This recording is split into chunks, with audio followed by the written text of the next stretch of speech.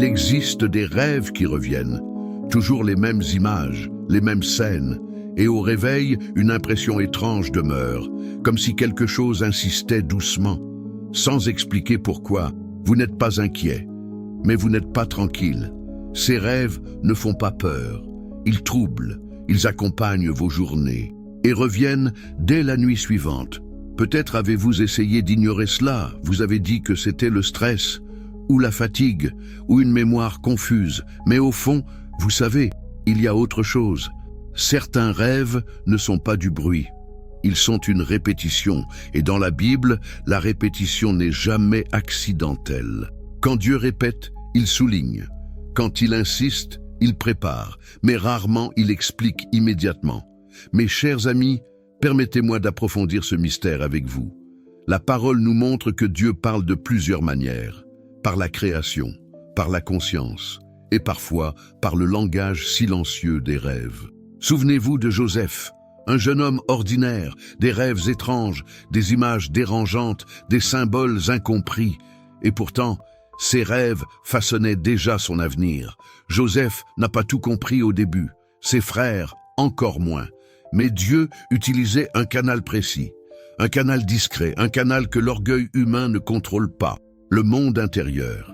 Il existe un type de rêve différent, pas chaotique, pas absurde, un rêve structuré qui revient encore et encore. Dans le livre de la Genèse, un autre homme fait cette expérience. Pharaon rêve, puis il rêve encore. Les images changent légèrement, mais le message demeure. Et là, une vérité spirituelle fondamentale est révélée. Joseph dit à Pharaon une phrase clé, une phrase que beaucoup oublient aujourd'hui. Il explique que la répétition du rêve signifie quelque chose, pas une imagination agitée, mais une décision déjà établie par Dieu. Genèse, chapitre 41, verset 32. Le rêve s'est répété parce que la chose est arrêtée par Dieu, et Dieu se hâte de l'exécuter. Ce principe traverse toute l'Écriture. En d'autres termes, de façon bien simple, Dieu répète rarement pour informer, il répète pour inviter. Inviter à une posture intérieure spécifique, inviter à écouter autrement, inviter à répondre, pas seulement observer. Pensez à une porte que l'on frappe doucement, une fois, puis encore une fois. Le son n'est pas violent, mais il est intentionnel. Et ignorer ce son change tout.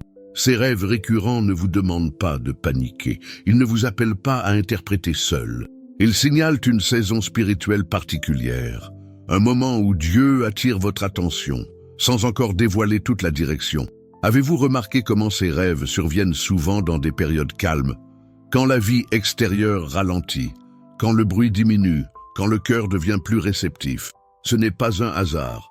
Si vous reconnaissez ces nuits où un même rêve revient, si vous sentez cette impression persistante au réveil, cliquez sur le bouton « J'aime ». Cela soutient ce message et permet qu'il atteigne d'autres cœurs concernés par cette même invitation. Dans les prochaines minutes, je vais vous montrer comment Dieu utilise la répétition, pas pour troubler l'esprit, mais pour stabiliser le cœur. Un langage ancien, toujours actif aujourd'hui, souvent mal compris. Dans l'Ancien Testament, la répétition divine n'est jamais décorative. Elle signale un seuil spirituel, un moment précis, quand quelque chose est en train de s'installer, avant même que les yeux ne le voient, avant que les mains n'agissent. Beaucoup pensent que Dieu parle une fois, puis se tait. Mais la Bible montre l'inverse. Dieu répète quand l'enjeu est profond, quand l'âme a besoin de temps, et quand la direction est déjà fixée. Revenons à Joseph face à Pharaon, un roi puissant, mais intérieurement agité. Deux rêves semblables, des images simples, et pourtant une inquiétude persistante qui refuse de disparaître. Pharaon ne comprend pas, mais il ressent. Quelque chose insiste, quelque chose revient, et ce retour même devient un message. Avant toute interprétation, Joseph écoute sans précipitation, il ne dramatise pas, il ne spiritualise pas excessivement, il reconnaît un principe divin stable. Dieu ne se répète pas par hésitation, il se répète par confirmation. La répétition du rêve annonce une certitude. Pas une menace, pas une punition. Une décision déjà établie, un mouvement déjà enclenché, même si invisible. Genèse chapitre 41, verset 32. Joseph explique calmement le sens.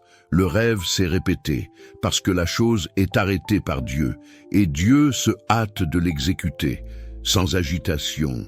En d'autres termes, de façon bien simple. Dieu parle avant d'agir. Il avertit avant de transformer. Il prépare avant de déplacer. La répétition est un temps de grâce, pas un signal de panique. Pensez à un agriculteur attentif. Le ciel se couvre plusieurs jours. Les mêmes nuages reviennent. Il ne fuit pas, il ne discute pas le ciel. Il prépare la terre.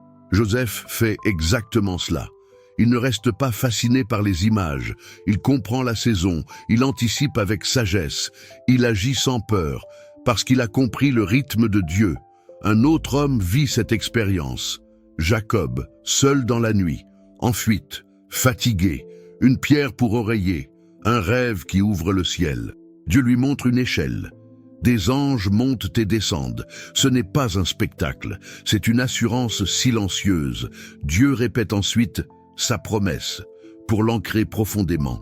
Jacob se réveille changé, pas euphorique, mais établi intérieurement.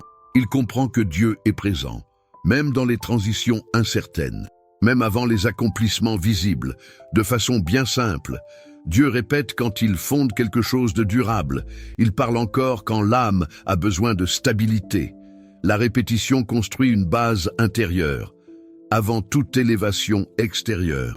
Pensez à l'apprentissage d'un enfant. Les mots sont répétés, les gestes aussi, pas par faiblesse, mais pour créer une sécurité intérieure. Dieu agit ainsi avec l'âme humaine. Quand un message revient dans votre vie, Dieu ne vous presse pas, il vous enracine. Il travaille en profondeur, là où personne ne regarde encore, mais où tout commence. Dans les évangiles, Jésus parle rarement une seule fois. Il répète, il reformule, il revient sur les mêmes invitations, parce que le cœur humain met du temps à s'ouvrir, et Dieu respecte ce rythme. Jésus dit souvent des phrases simples, presque identiques, à des personnes différentes, dans des moments variés, mais l'effet est toujours intérieur, progressif, apaisant. Il dit « Ne crains pas » à Pierre sur l'eau, à Jairus devant la mort, aux disciples enfermés par la peur. La situation change, le message demeure. Ce n'est pas une formule magique, c'est une présence répétée. Quand la peur insiste, la parole revient, encore, jusqu'à ce que la paix trouve sa place. En d'autres termes, de façon bien simple, Dieu ne varie pas son message selon nos émotions. Il répète jusqu'à ce que l'âme se stabilise. La répétition n'est pas pression, c'est patience aimante. Jésus ne force jamais une compréhension immédiate. Il accompagne, il marche avec, il revient vers les mêmes cœurs. Parce que la transformation réelle prend du temps et commence à l'intérieur. Après la résurrection, Jésus apparaît plusieurs fois, aux mêmes disciples, avec des paroles proches. Il aurait pu parler une seule fois, mais il revient pour restaurer la confiance. Il ne leur reproche pas leur lenteur. Il répète la paix, il répète la mission, il répète la présence, parce qu'un cœur rassuré entend mieux et avance plus loin. L'apôtre Paul comprend ce principe profondément. Il parle d'un renouvellement de l'intelligence, pas d'un choc soudain, mais d'un processus continu, jour après jour, pensée après pensée. Dans sa lettre aux Romains, chapitre 12, verset 2, Paul invite à une transformation progressive, par le changement intérieur, pas par la pression extérieure. La répétition façonne l'esprit, avec douceur. Je me souviens d'un homme très discret, toujours fatigué malgré le repos, les mêmes rêves revenaient, sans image forte, juste une impression persistante, comme une invitation calme. Aucun miracle instantané ne s'est produit. Mais il a commencé à écouter davantage, à ralentir ses soirées, à noter ce qui revenait dans son cœur, et une paix nouvelle s'est installée, progressivement. Cette paix n'a pas changé sa vie du jour au lendemain, mais elle a changé sa posture intérieure. Il n'attendait plus dans la tension. Il avançait avec confiance, et ses décisions sont devenues plus claires, avec le temps. Combien de fois avez-vous ignoré ce qui revenait doucement? simplement parce que ce n'était ni spectaculaire, ni urgent, ni impressionnant aux yeux des autres. Et si Dieu parlait justement par cette douceur insistante, plutôt que par des signes éclatants pour établir votre cœur avant d'agir autour de vous? Si vous prenez cette décision aujourd'hui, écrivez « Je choisis d'écouter » dans les commentaires. Comme un sceau de votre décision intérieure, un acte simple, mais profondément aligné. Rassemblons maintenant tout ce chemin parcouru ensemble. Dieu parle avant d'agir. Il répète avant de diriger. Il prépare l'intérieur avant de transformer l'extérieur. Et les rêves récurrents s'inscrivent exactement dans ce mouvement divin. Un rêve qui revient n'est pas un puzzle à résoudre rapidement. Ce n'est pas un message codé réservé à quelques initiés. C'est une invitation patiente, une manière douce que Dieu utilise pour attirer l'attention, sans forcer, sans presser. Depuis le début, nous avons vu une chose essentielle. Dans la Bible, Dieu ne répète jamais par manque de clarté. Il répète parce que le cœur humain a besoin de temps. Temps pour écouter, temps pour s'ajuster, temps pour se rendre disponible. Et maintenant, voici la grande révélation qui relie tout. Quand un rêve revient sans cesse, Dieu ne met pas l'accent sur le symbole principal, ni sur les images secondaires, ni même sur le scénario global. Il regarde autre chose.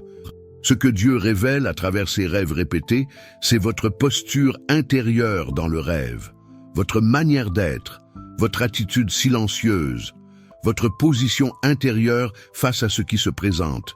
C'est là que se trouve le message central. Regardez bien. Dans le rêve, êtes-vous en paix ou en fuite? Êtes-vous observateur ou acteur? Êtes-vous tendu ou réceptif? Êtes-vous fermé ou disponible? Cette posture parle plus fort que l'image elle-même. Vous percevez maintenant la connexion profonde. Dieu ne parle pas d'abord de l'événement. Il parle de l'état du cœur avant l'événement. Ce n'est pas le rêve qui porte la puissance. C'est ce qu'il révèle de votre disposition intérieure. De façon bien simple, le rêve récurrent agit comme un miroir spirituel. Il montre comment votre âme se tient devant Dieu, sans masque, sans justification, dans une vérité douce mais précise. Voilà pourquoi Dieu répète, parce que cette posture intérieure n'est pas encore stabilisée. Pas parce que vous résistez volontairement, mais parce que l'âme humaine évolue lentement et Dieu respecte ce rythme sacré. Dans toute l'Écriture, Dieu regarde le cœur, toujours, avant l'action, avant la mission, avant la direction précise. C'est une loi spirituelle immuable. Souvenez-vous de Samuel face à David. L'apparence impressionne, mais Dieu regarde le cœur, toujours. La posture précède l'appel, la disponibilité précède la direction. Dans les Proverbes, chapitre 4, il est écrit de garder son cœur plus que tout, car de lui jaillissent les sources de la vie.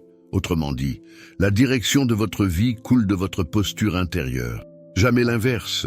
Alors que faire concrètement maintenant? Pas analyser chaque détail du rêve, pas chercher des interprétations excessives, pas consulter 10 avis différents, mais adopter une posture simple et fidèle, accessible à tous. Chaque soir, avant de dormir, prenez un court moment de calme.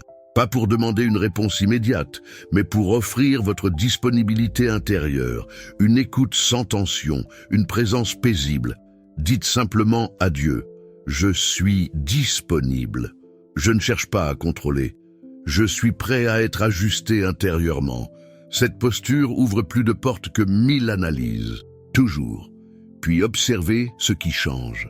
Non pas d'abord dans les rêves, mais dans votre état intérieur au réveil. Moins de tension, plus de clarté, une paix discrète mais stable, car lorsque la posture s'aligne, Dieu n'a plus besoin de répéter. Le message a été reçu, la préparation est accomplie, et la direction peut émerger naturellement, sans bruit.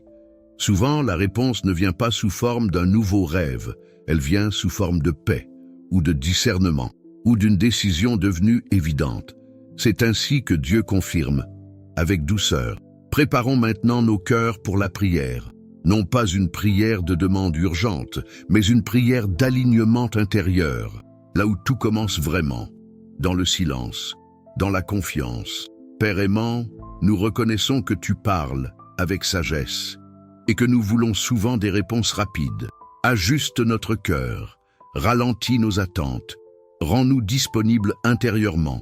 Nous te remettons nos nuits, nos pensées, nos rêves récurrents, non comme des énigmes à résoudre, mais comme des invitations à grandir, à nous aligner avec toi. Apprends-nous à écouter sans pression, à accueillir sans peur, à faire confiance avant de comprendre, que ta paix s'installe profondément et que ta direction devienne claire en son temps. Amen. Un Amen dans les commentaires et un clic sur le bouton J'aime aideront d'autres âmes à découvrir cette vérité transformatrice. Merci pour votre présence fidèle. Votre écoute est précieuse. Dans le prochain message, nous verrons comment reconnaître la paix intérieure qui confirme la voix de Dieu, même lorsque les circonstances extérieures n'ont pas encore changé.